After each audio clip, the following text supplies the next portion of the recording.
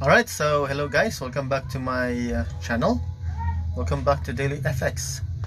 So, ngayong araw na to, we're going to talk about ano ba yung trading platform na ginagamit ko, no?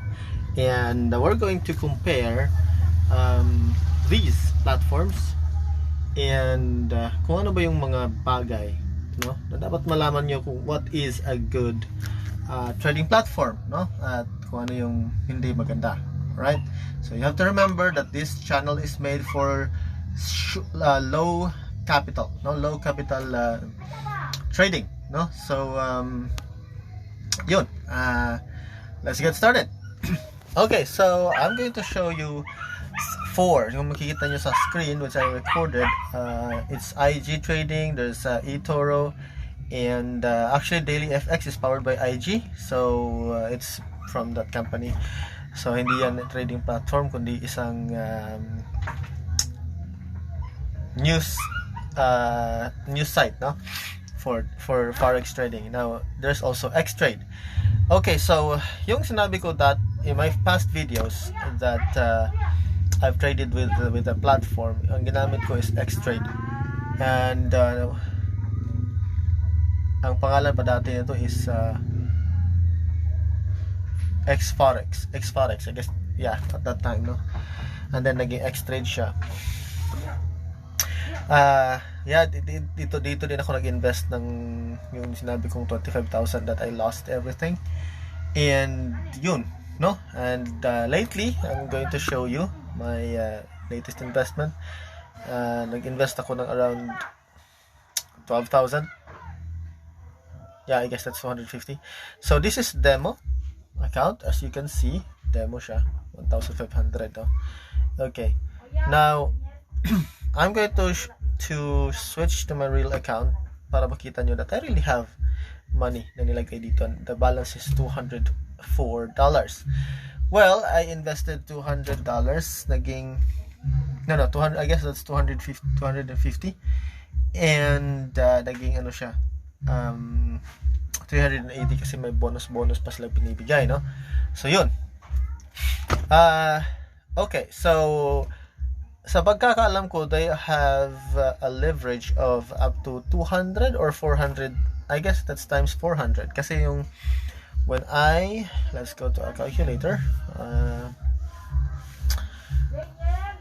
Okay, yung $50 ko dati when I start to invest, kasi sabi lang pwede naman yung $50, sir, pwede ka mag-start with the $50.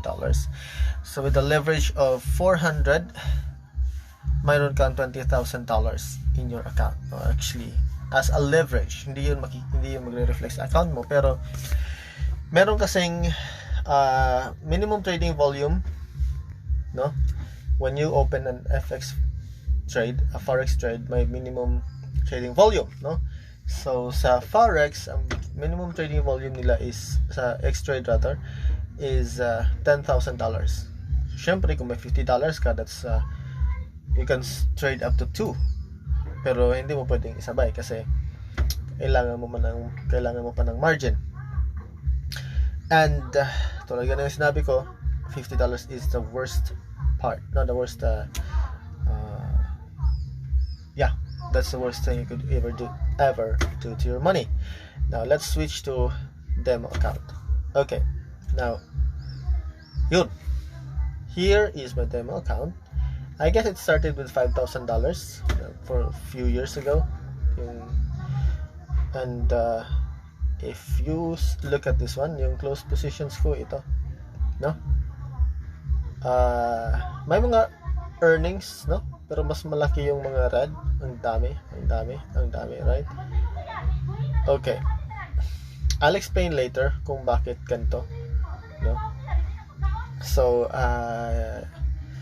now we're going to compare that with my eToro account, and I plan to really invest in eToro because it's really nice, no?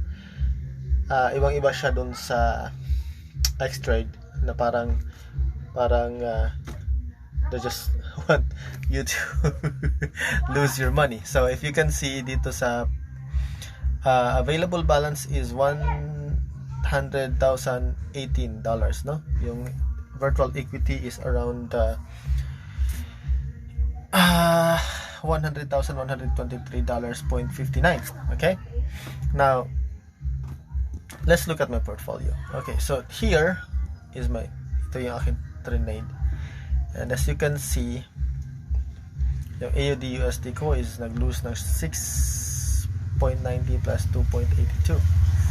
Okay, well anyway, we're not going to talk about that because we're going to talk about how would you know, what is a good platform for you to trade, especially because we are starting with a small amount. Okay, now if I'm going to show you my real portfolio, okay, now as you can see, my portfolio is empty, available balance 0, profit 0, equity 0. So ibig sabihin, I haven't had any deposit with the eToro just yet.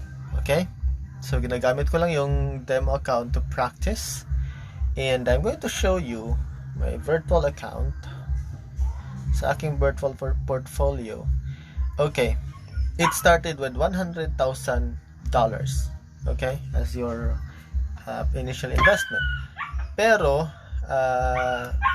after few weeks lang to, kumita na ako ng $123. Okay, if you compare that to X-Trade na nagsimula sa 5,000, ngayon 1,500 na lang, I've really lost a lot. So kung iisipin mo, is it tradable? No, I would really say no. Okay, so kung titignan mo dito, this is actually from the copy trades, copy trades to lahat. This is the flagship of eToro, yung kanilang copy trading, and you could really earn big by copy trading. Okay, so yun, so in total, kumita ako ng $123.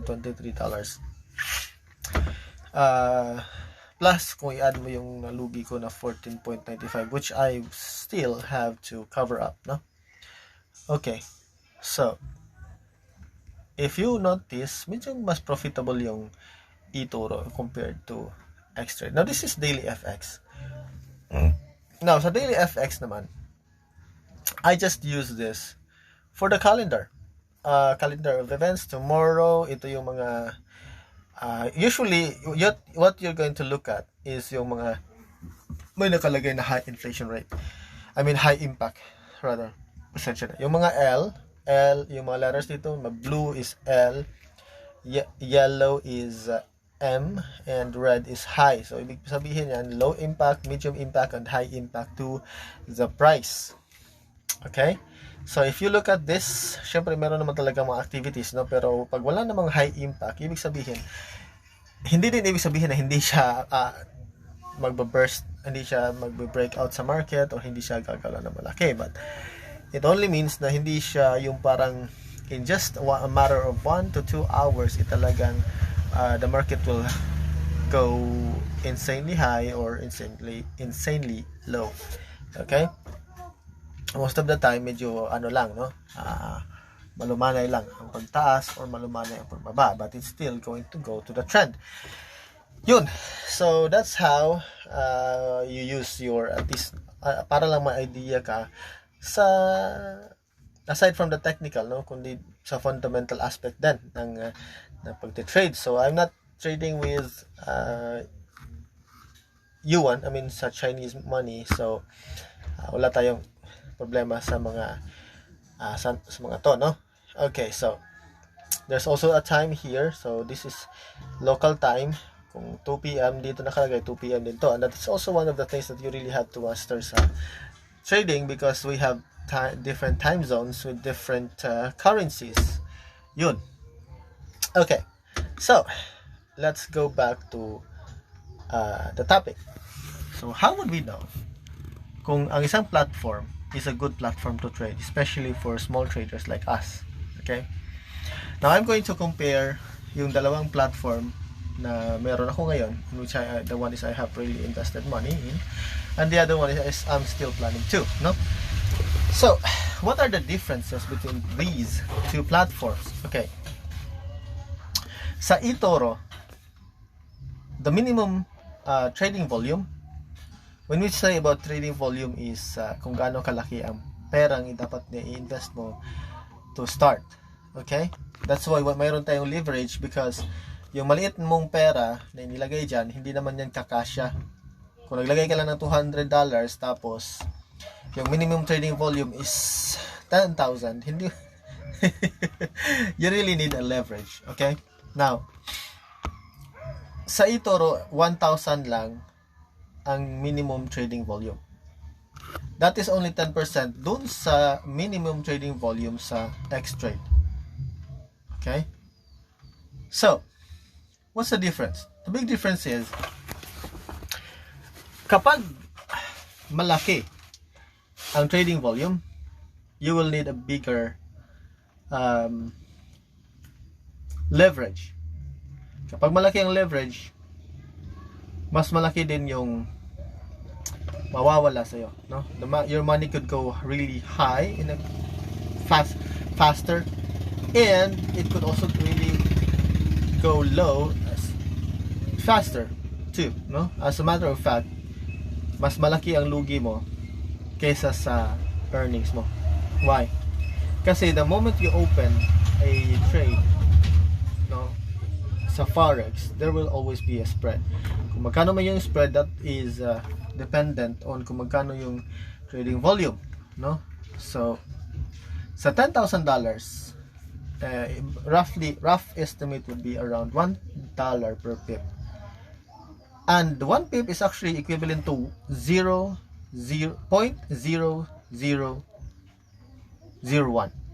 if I'm not mistaken, or 001, parang ganon, no? And that movement is very, very small. Kumbaga, it really could move at least 5 pips, no, in just few seconds, 10 pips in just few seconds. So, ibig sabihin, if it is moving that fast, kapag gumalaw siya na ganun kalaki, sabihin natin, and after 2 minutes, gumalaw siya ng 20 pips, or 5 minutes, kahit sabihin na natin 5 minutes, or 10 minutes, gumalaw ng 20 pips, against your trade, minus $20 na yun, no? When you trade in X-Trade, kasi nga, $1 per pip, no? More or less.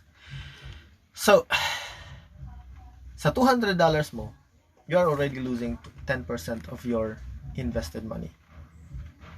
That's how hard it is to trade. Kaya, okay, I'm going to give you a brief history. Bakit ako napunta sa eToro? This is also IG. Pakikita ko lang sa inyo IG. Okay, so here we go. Yun. IG is also one of the most reliable trading platforms out there, sabi nila, no? Because when you actually search for the top platforms to trade, is isa yung IG na makikita mo. Kaya lang, the problem lang with IG na nakita ko kaya hindi ko siya tinuloy is because yung aking demo account, Singaporean dollar yung nakalagay, and I still have to know the exchange rate of that. And the other problem is kapag nag-trade ka, for example, USD GPY, they're going to use the GPY na currency, and para sa akin mahihirapan ako because when it comes to, for example, nag-lose ka na ng 1,500 JPY, Japan yen, no? Hindi mo alam kung gaano kalaki ng lulus mo because you still have to convert that, and that is maybe around $9-10, hindi ko sigurado but maliit lang siya actually, pero kung titignan mo siya parang malaki na, no? So yun, that's also one of the things na ayaw ko dun sa IG kaya hindi ko siya tinuloy, but I'm using Daily FX. Well, it's free, so wala namang problema, right? Okay, now yun, when I traded with X-Trade before, parang grabe na yung practice ko eh. I've been practicing for quite some time, no? Ilang taon na din. Pero hindi ko makuha, hindi ko ma-gets kung bakit hindi ako kumikita, no? Am I trading the wrong way? I mean, hindi ba talaga para sa akin yung trading? Or is there any problem with the way I trade? No? Parang I am giving myself, I have self-doubt, no? But honestly, nung naglo-lose na ako dun sa latest investment ko, yung $200 na lang, $204 na natira, I really told myself I'm going to find another platform, and I would really try to see kung if there any difference or pare-pareho lang ba sila. But wow, when I stumbled upon IG and eToro, yung nakita ko yung eToro, wow, this is actually different, very very different, because even the moment you opened your account, they will ask you a lot of questions, and there are a lot of questions that you're going to answer, and they're not going to let you just trade there and lose. No, meron silang safety parameters for their traders. Yan ang isang bagay na hindi ko nakita sa Xtrade. Alright, now another thing is ang leverage lang ng eToro is up to 30 times 30. Okay, and that is a good thing, no? And there's even an option that you don't even use a leverage, no? So times 1, so there's no leverage. So ibig sabihin, you don't have to pay any amount, no, for your leverage, no? Kasi for overnight, meron kasi talagang payment yan eh. Sa Xtrade, every night, that's around $2 plus na naka-remain open yung account, no? And that is big. Malaki yun, no? Mahirap bawiin yun, especially when you are trading. Kasi malaki din kasi yung leverage na binibigay nila sa'yo. Kaya mas malaki din yung charge, no? Kung mas maliit lang yung leverage, mas maliit ang charge. So, yun. And also your trading volume. Ngayon, ano mang difference? Okay? When you trade with Xtrade and when you trade with eToro. Okay.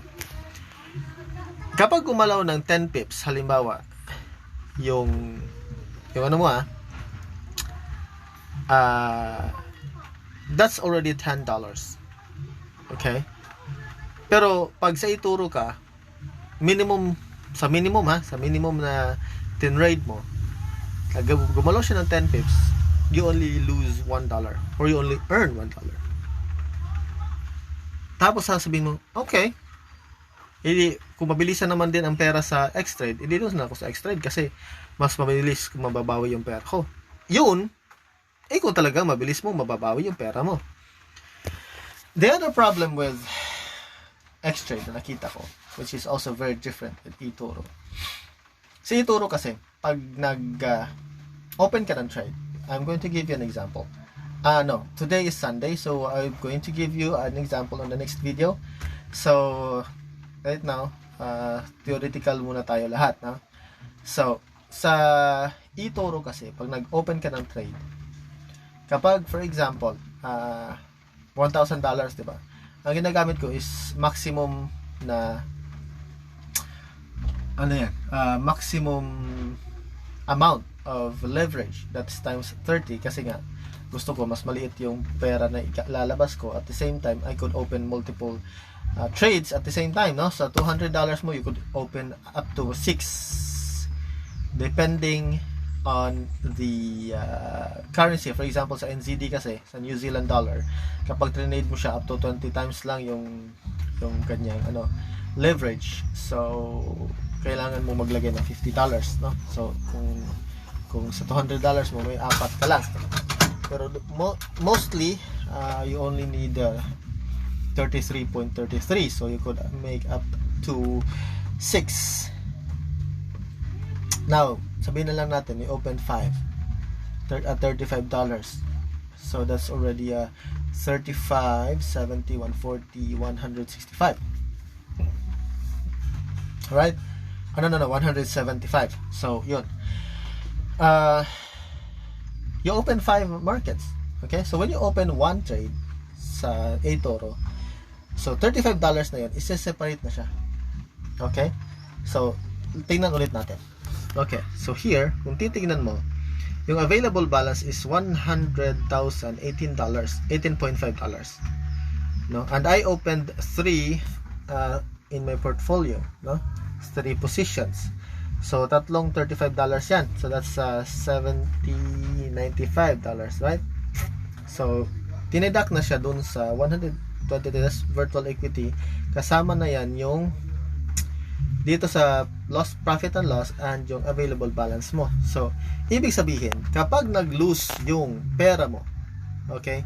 Kapag nag-lose yung pera mo, doon sa isang trade, for example, this NZD USD, kapag nag-lose siya, kapag naubos siya, it will automatically close without harming your available balance, no? Hindi siya mawawala, okay? So, ibig sabihin, kahit magbukas ka, kahit ubusin mo yung available balance mo to trade all of the money that you have, so, you will not lose everything. Okay? Now, pagdating naman dito, you have your stop loss. So, pinakamalaki din binibigay nila. But that's also the good thing of in eToro kasi when you trade, they are not going to give you yung talaga, okay, 100% ang stop loss kapag naubos. No, they're not going to let you do that, no? Pero sa X-Trade, kapag nagbukas ka, so for example dito, nagbukas ka ng position, no? But right now we cannot open a position. Kapag nagbukas ka ng position dito,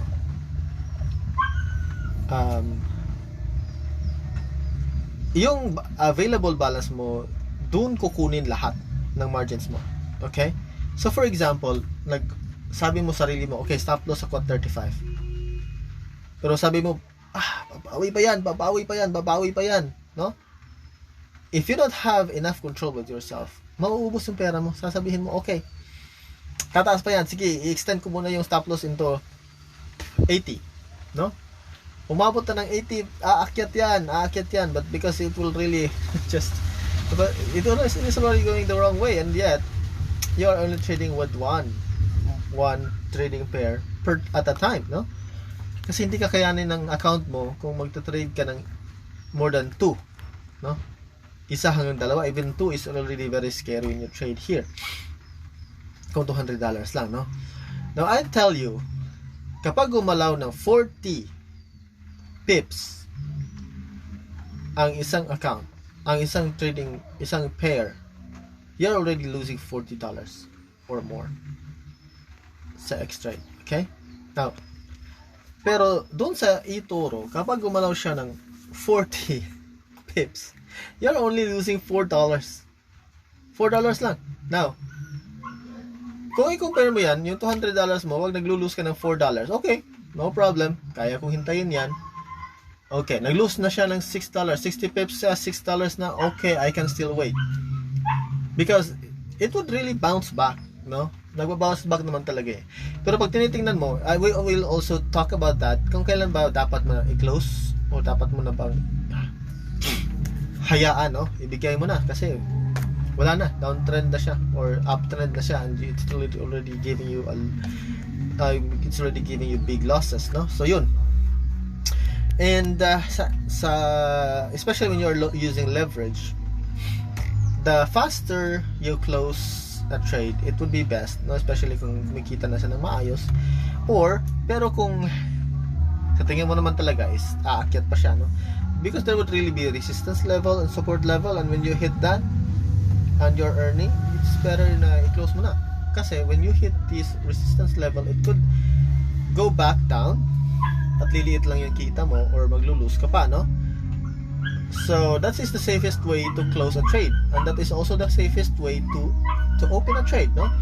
Kasi it could go down most likely because this is already the resistance level and support level, and that's what other even traders would tell you, no? You buy at support and then sell at resistance. Kasi most likely ganun, pero meron din naman kasing mga trend, and we're going to discuss that on my following videos. So for now, yun lang yung gusto kong no, when you find, I'm not really recommending eToro or X-Trade or whatever or IG, okay? So whatever is comfortable with you, pero that's the comparison, no? Makikita mo yung kaibahan.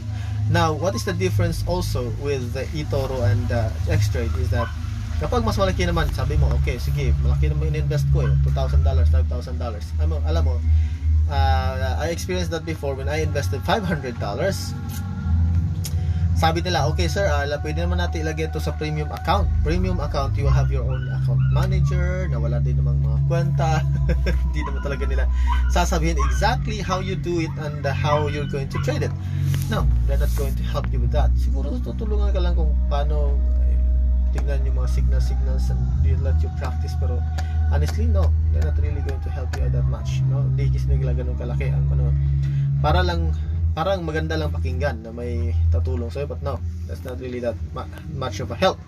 So what you're going to experience is that, what I experience is that kapag nasa premium account ka, yung minimum trading volume mo tumataas din. So for example, sa $500 ko, my minimum trading volume is $25,000. So that is equivalent to $2.5 per pip. Sa $500 that is really huge. Isipin mo, kapag gumalaw ng 10 pips, that's already $25 instead of $10 sa $1 per pip. So they're not really helping you to earn. They just ask you to invest. Dagdagan mo pa ng pera mo, dagdagan mo pa kasi kailangan ng margin ang pera mo, ang account mo. That's what they're going to yun ang actually ang trabaho lang talaga ng account manager, just to tell you na mag-invest ka pa ng marami pang pera kasi nga hindi kakayanin ng pera mo ngayon, no? But they will tell you that okay, $50 is just fine, you can still earn with that, no? $200 is just fine, you can still earn with that, pero honestly, no, you can't. So kung ganyan lang kaliit ang pera mo and yet you're not very confident and yet you're not a really good trader, I would not recommend that kind of no. I'm not saying that scam ang X-Trade. I'm not really saying that because I've tried to withdraw some of my investments before. May withdraw naman siya eh. Binibigyan naman nila yung pera. So, hindi naman, no? Pero ang problema lang doon, ganun ang setup nila. The leverage is really hurting you. And that would be a very bad thing kapag nagsisimula ka pa lang, no? So, yun.